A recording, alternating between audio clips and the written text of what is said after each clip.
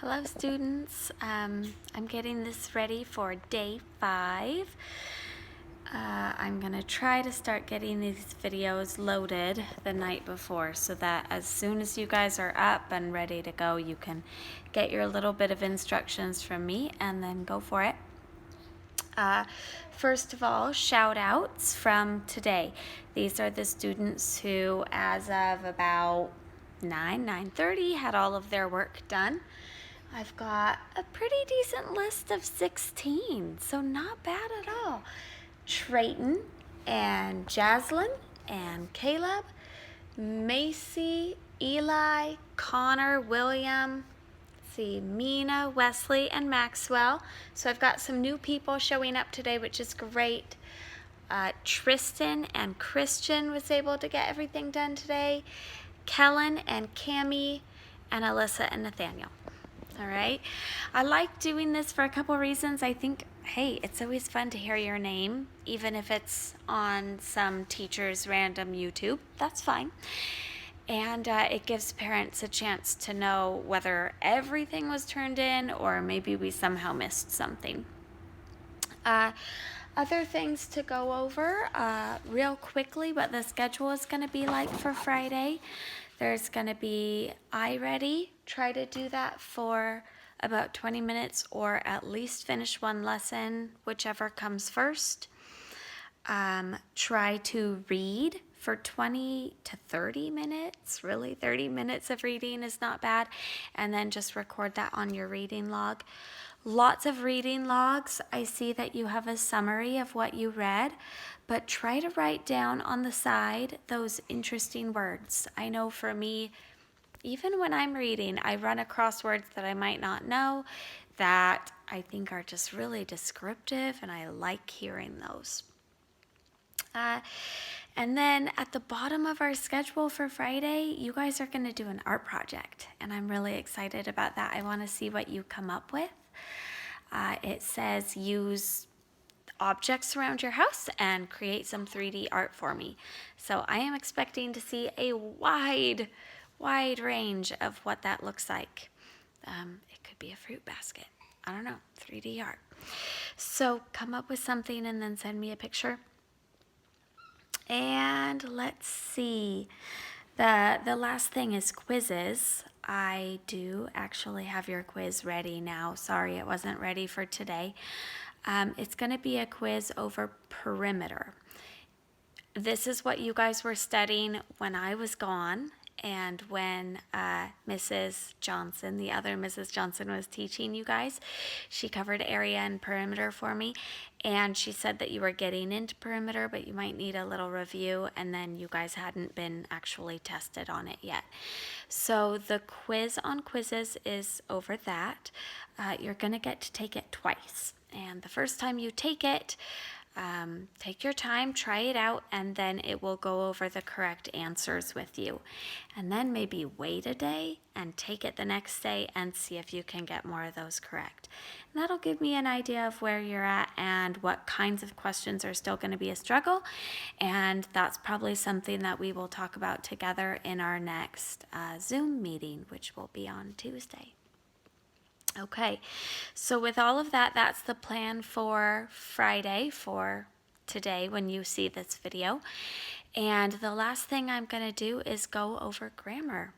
I have gone ahead and made correction pages for you guys, and I'm going to post those in the comments.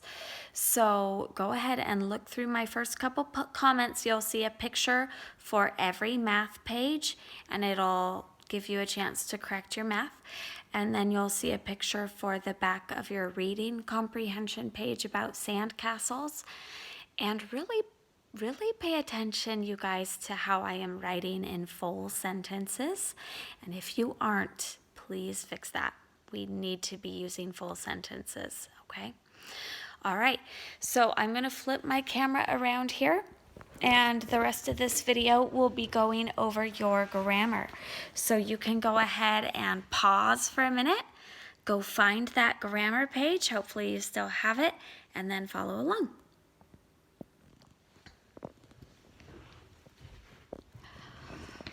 All right, So first, I noticed that this is talking about parts of speech. That means we're looking for verbs, nouns, adjectives, adverbs, and those kinds of categories. So as I go through here, I'll just mark them. Rocks is a noun. Let's see, get is a verb. It's something that you can do. Amazing is an adjective. We're going to do a J. Shape, again, is a noun. This is what I would call an abstract noun, not something that you necessarily can pick up and hold. And rocks get their amazing shape from weathering. Weathering is another verb. It's something that happens to the rocks. Okay? All right, label all the parts of speech. Water, noun, violently hits the rock. Okay, this is what it does. It's a verb, and this is how it does it. So this is an adverb. It hits the rocks violently. All right, rock is a noun. Breaks is a verb. Smaller is our adjective describing the pieces, and pieces is also a noun. Okay. Tree is a noun. It's a thing. Roots, also a noun. Grow is what they do, so that is our verb. They grow into the rock, which is another noun. And they slowly break the rock. We know rock is a noun. What are they doing? They're breaking it, which is our verb. And how are they breaking it? Very slowly. Adverb. Okay? And acid rain. Oh, nasty stuff. Noun would be rain. But what kind of rain is it? How would we describe it? Acid rain. So this is our adjective. And what does it do? It weathers the rock, which is another item, another thing. Okay? When it says it weathers the rock, it means it slowly wears it down. The rock actually breaks apart and becomes smoother in the end. Okay. Moving on, rewrite the underlined verb in past tense. The rock is changed by the wind, but if it already happened, the rock was changed. Complete the sentence using the correct verb. Ice also splits rock.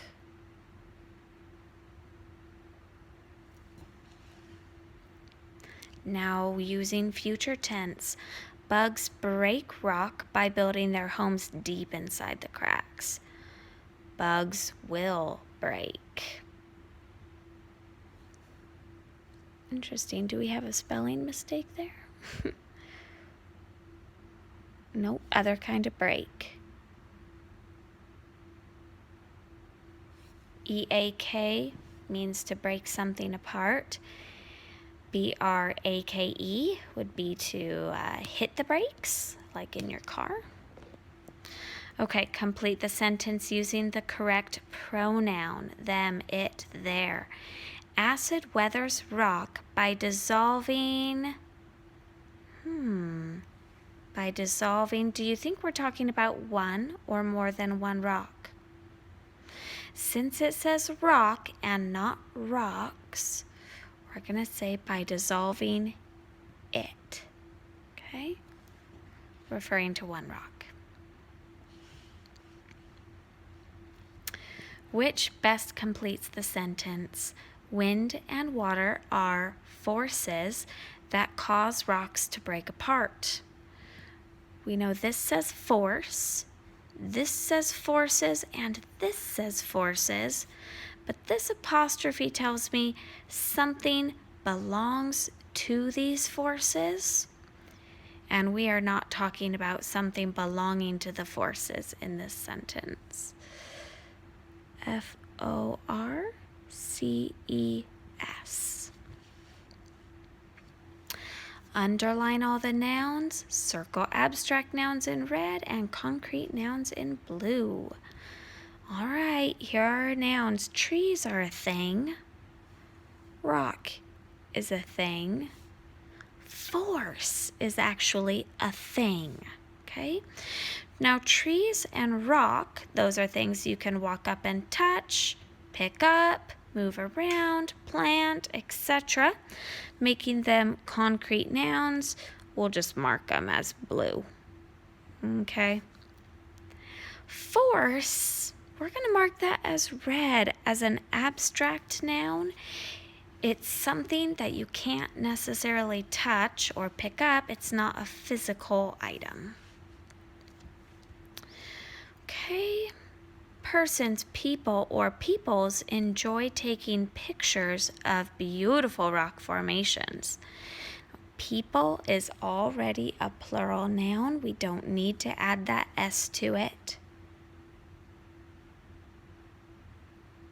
People enjoy taking pictures of beautiful rock formations.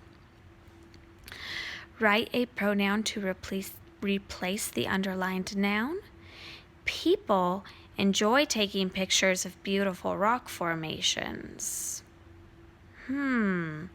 Pronouns. Remember some of our options. We, it, I, they, he. Okay? And think of which one of those pronouns could fit here. We are talking about people, so probably more than one.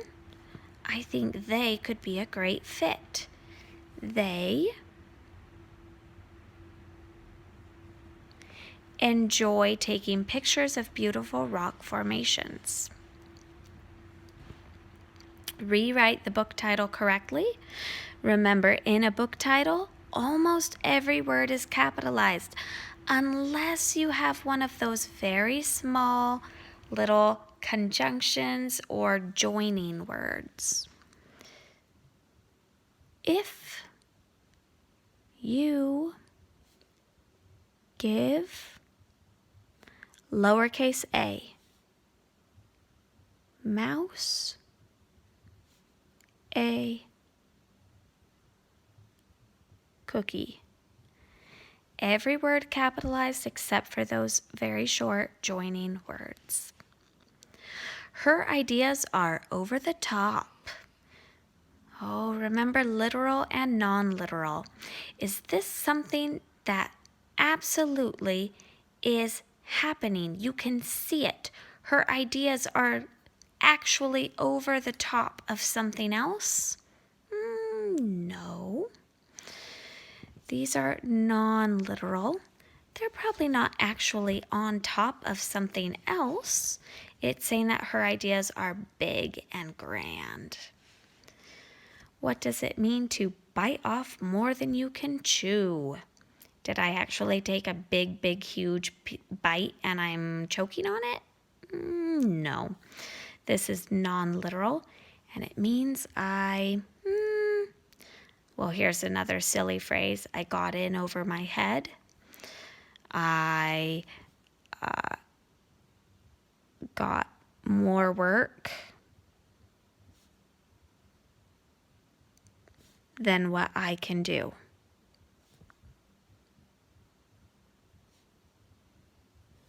I feel like that sometimes. And choose the best word to fill in the blank. Toss, fling, hurl. To win the game, I had to, the ball as hard as I could. I don't think a toss is very hard. A fling is more like, a little small movement. Now, a hurl, I imagine pulling my arm back as far as I possibly can and using all of my force to hurl the ball as hard as I can.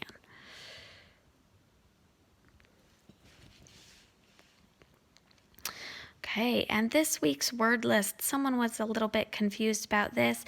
It's saying we're going to be going back to this list as we answer these next 3 questions, they're gonna come from here. List the words with a prefix that mean not. Unreal means something is not real.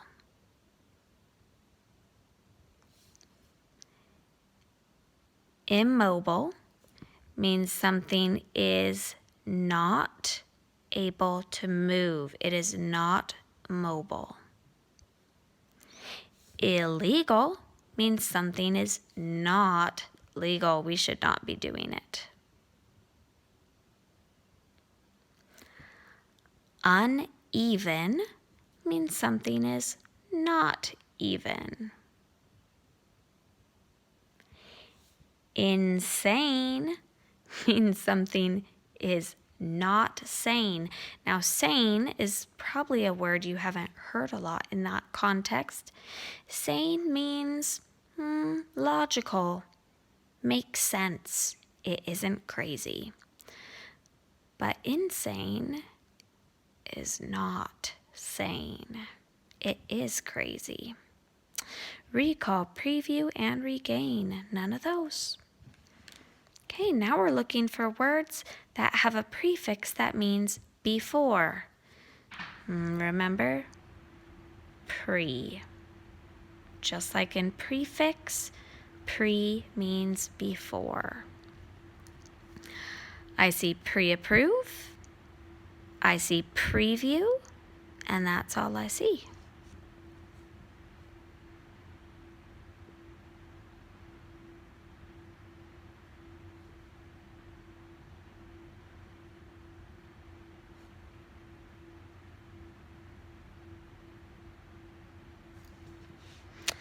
And now looking for my prefix that means again. You guys should remember this one. Re. Re means again. When I look over to my list, I see rebuild,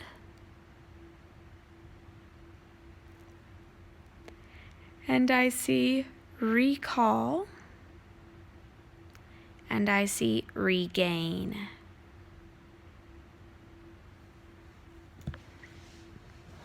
Okay, I promise we're getting there.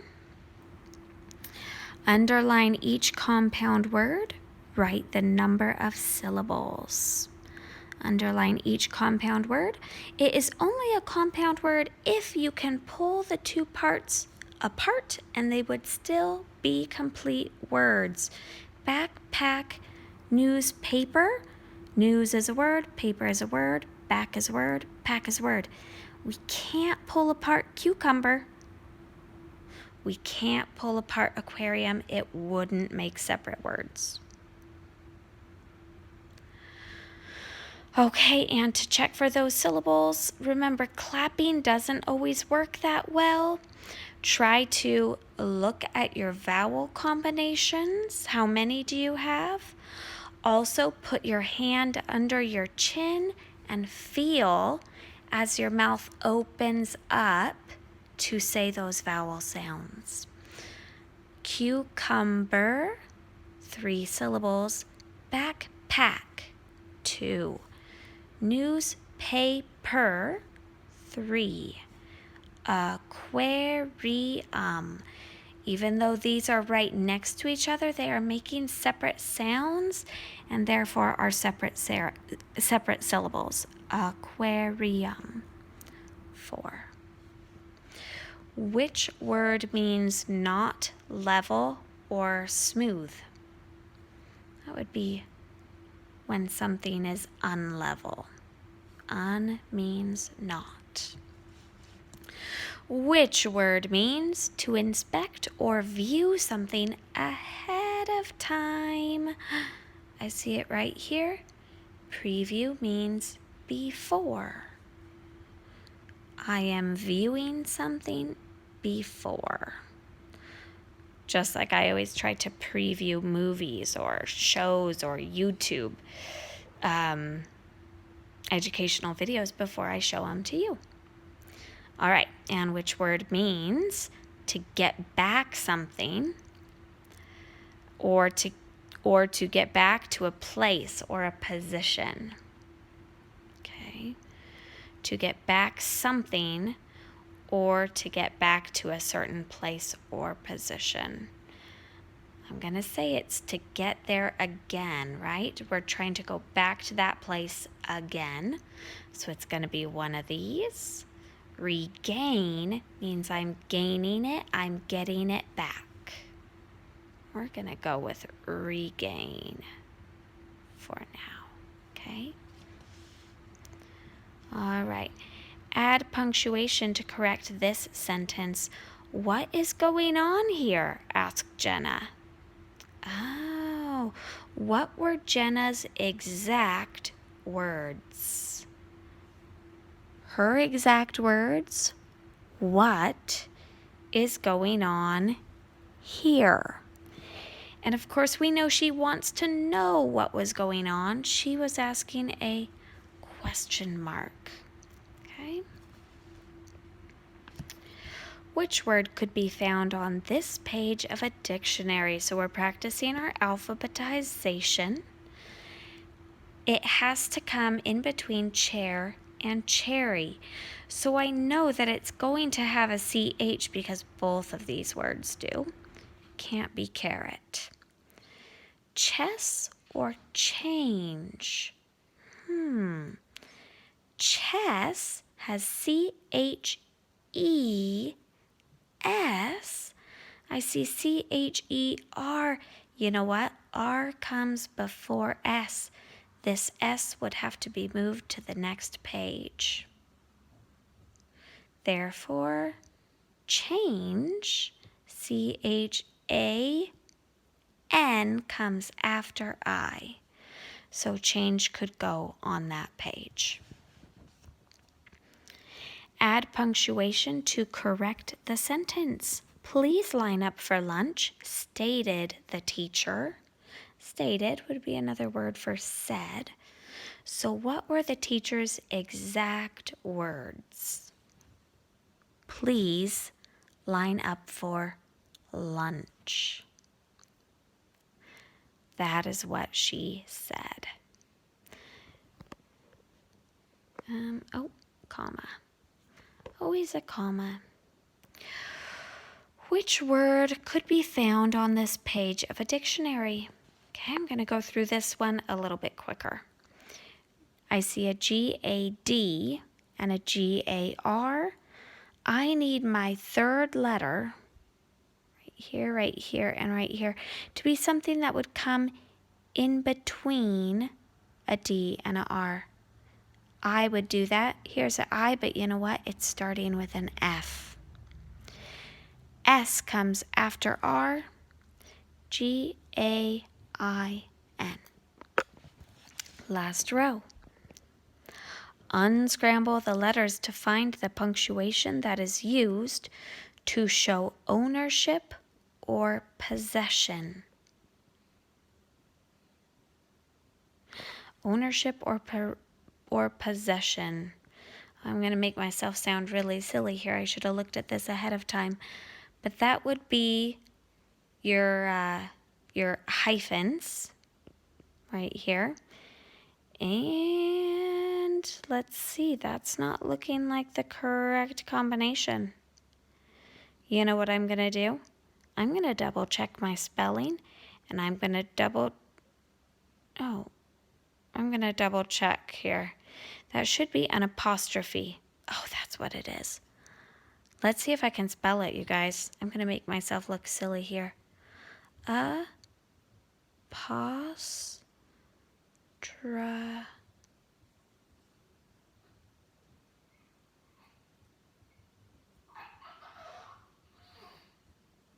Fee. Have I used all my letters? I have two O's and a S and a P and a P and a R T H A E. There we go. All right. I may have looked silly, but I figured it out.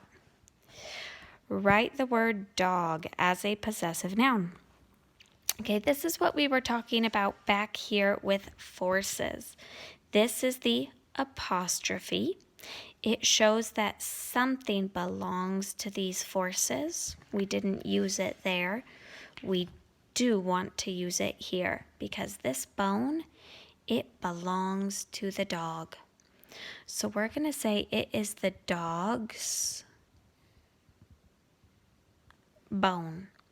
This apostrophe tells me I'm not talking about more than one dog. I am talking about the bone that belongs to the one dog. Write the word dogs as a possessive noun.